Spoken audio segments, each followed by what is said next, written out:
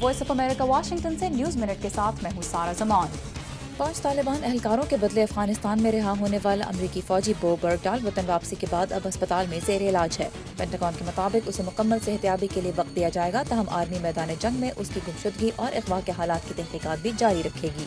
عراق کے سب سے سینئر شیعہ رہنما آیت اللہ علی السستانی کے ترجمان نے کہا ہے کہ شہری عسکریت پسندوں کی پیش قدمی کے مقابلے میں ہتھیار اٹھائیں۔ اقوام متحدہ کے مطابق ان جنگجوؤں نے اب تک کئی 100 افراد ہلاک کر دیے ہیں۔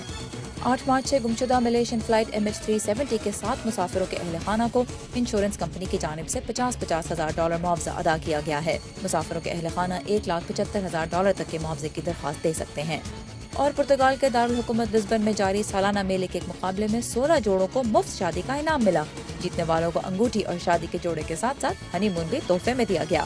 خبروں کی تفصیلات کے لیے آئیے اردو VOA.com پر۔